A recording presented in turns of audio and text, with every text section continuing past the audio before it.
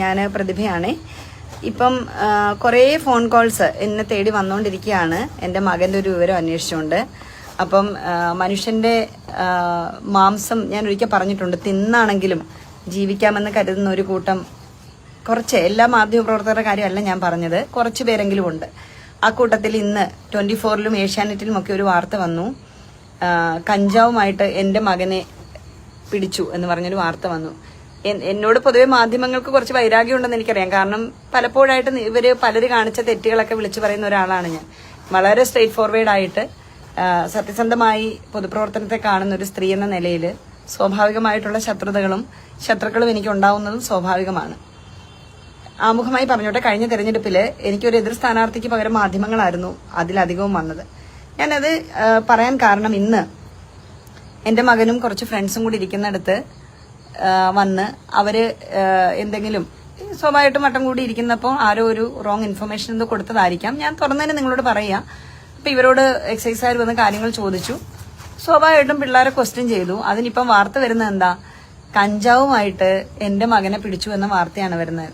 ഒരാൾ MLA ആയതുകൊണ്ടോ പൊതുപ്രവർത്തക ആയതുകൊണ്ടോ അതിനൊരു mileage കിട്ടുമായിരിക്കും. പക്ഷെ ഏഷ്യാനെറ്റും 24-ഉം തിരുത്തേണ്ട ഒരു കാര്യം, നിങ്ങൾ മാപ്പ് പറയേണ്ട ഒരു കാര്യം, കിലോ 30 ഗ്രാം കഞ്ചാവുമായിട്ട് എൻ്റെ മകനെ പിടിച്ചു എന്ന വാർത്ത ആധികാരികമാണെങ്കിൽ ഞാൻ നിങ്ങളോട് മാപ്പ് പറയാം.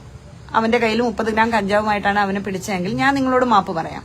നേരെ തിരിച്ച് അതല്ല, നിങ്ങൾ തെറ്റായിട്ട് ഈ വാർത്ത കൊടുത്തെങ്കിൽ നിങ്ങൾ പരസ്യമായി മാപ്പ് പറയുകയും തുടർന്ന് നിയമ നടപടികളും കാര്യങ്ങളും ഞാൻ ചെയ്തോളാം. ഞാൻ എന്തായാലും നിയമ നടപടികളുമായിട്ട് മുന്നോട്ട് പോകും. കാരണം അത്രയധികം ആക്ഷേപിക്കുന്ന തരത്തിൽ എന്നെ സ്നേഹിക്കുന്ന, എന്റെ ചുറ്റും നിൽക്കുന്ന ഒരുപാട് പേരെ വേദനിപ്പിച്ചൊരു വാർത്തയായത്. അപ്പൊ അതിന് എല്ലാവരും എന്നോട് പറഞ്ഞു, നമ്മൾ അതിന് മറുപടി പറയണം എന്ന് പറഞ്ഞു. ഇതിലൂടെ അവര് ആ ഏജിലുള്ള കുട്ടികളാണ്, ചിലപ്പോൾ കൂട്ടുകൂടും. തെറ്റായ വഴികളിൽ പോകാതിരിക്കാനായിട്ട് ഒരു കുഞ്ഞും തെറ്റായ വഴി പോകരുതെന്ന് ആഗ്രഹിക്കുന്ന ഒരു അമ്മയാണ് ഞാൻ. അപ്പൊ എന്റെ മകൻ പോകരുത് എന്ന് മാത്രം പറയാനേ എനിക്ക് പറ്റുള്ളൂ. ആ വഴി തേടുന്നതും പോകാതിരിക്കേണ്ടതും ഒക്കെ അവരുടെ ചുമതലയാണ്. കാരണം എല്ലാ മനുഷ്യരെയും പോലെ തന്നെയാണ്. പക്ഷേ അവൻ തെറ്റ് ചെയ്യുന്നുണ്ടോ അല്ലെ തെറ്റ് ചെയ്യാൻ പോകുന്നുണ്ടോ എന്നുള്ള അവനും ഞാനും അവനോട് പറഞ്ഞ് പരിഹരിക്കേണ്ട കാര്യങ്ങളാണ്. ഇല്ലാത്തൊരു വാർത്ത ഏഷ്യാനെറ്റും 24-ഉം ഒപ്പം മീഡിയ 1-ഉം ഒക്കെ കൊടുത്തെന്നാണ് ഞാൻ അറിയുന്നത്. അങ്ങനെ ഒരു വാർത്ത കൊടുത്ത നിങ്ങൾ മാപ്പ് പറയണം. കൂടാതെ ആ വാർത്ത നിങ്ങൾ പിൻവലിക്കണം. നിരുപാധികം ആ വാർത്ത പിൻവലിക്കണം. മനുഷ്യന്റെ മാംസം കൊത്തിക്കീറി തിന്നുന്നതിനൊക്കെ നല്ല സുഖമായിരിക്കും അല്ലേ മാധ്യമങ്ങളെ, ചിലർക്കെങ്കിലും. അപ്പം എന്നെ പോലൊരു സ്ത്രീ മദ്യത്തിനും മയക്കുമരുന്നിനുമെതിരെ ഈ സമൂഹത്തിൽ ഏറ്റവും കൂടുതൽ ക്യാമ്പയിൻ ചെയ്യുന്നൊരു ആളാണ് ഞാൻ. അപ്പൊ ഒരിക്കലും അത്തരത്തിലൊരു വാർത്ത വരുമ്പോൾ നിങ്ങൾ ആലോചിക്കണം. അത്രയും ക്യാമ്പയിൻ ഇതിലേക്ക് വിളിച്ചോ നീ അമ്മയുടെ ഫോൺ, സോറി എനിക്കൊരു കോൾ വന്ന. ഈ സമൂഹത്തിലെ ഒരു തെറ്റിന് നേരെ ഫൈറ്റ് ചെയ്യുന്നൊരു സ്ത്രീയായ എന്റെ മകന് തന്നെ ആ ഒരു വാർത്ത കൊടുക്കുമ്പം അതിലൊരു ചേതോ വികാരവും സുഖവും നിങ്ങൾ അനുഭവിക്കുന്നൊക്കെ എനിക്ക് മനസ്സിലാവുന്നുണ്ട്. പക്ഷേ നമ്പിനാരായണൻ സാറ് പറഞ്ഞ വാക്കുകൾ കടമെടുക്കുകയാണ്. ഞാനത് വീണ്ടും പറഞ്ഞു കഴിഞ്ഞാൽ ചിലപ്പം ഒരുപാട് നല്ല മാധ്യമ സുഹൃത്തുക്കൾ എനിക്കുണ്ടായില്ല, അപ്പൊ അവർക്കൊക്കെ വേദനയാകും. നല്ലവര് പലരും എന്നെ നേരിട്ട് വിളിച്ച് ചോദിച്ചിട്ട് ഈ വാർത്ത ഇടാൻ ശ്രമിച്ചവരുണ്ട്. റിപ്പോർട്ടർ ചാനലിൽ നിന്നൊക്കെ എന്നെ വിളിച്ചു. ആ ഒരു മര്യാദ അവർ കാണിച്ചു.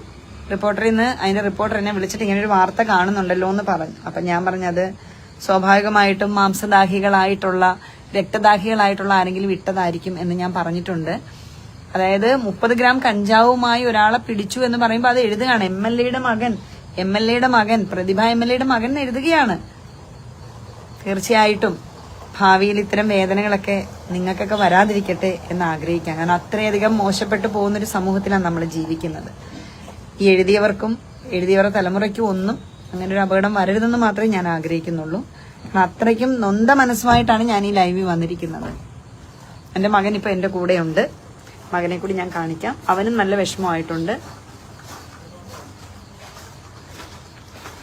ഓക്കെ.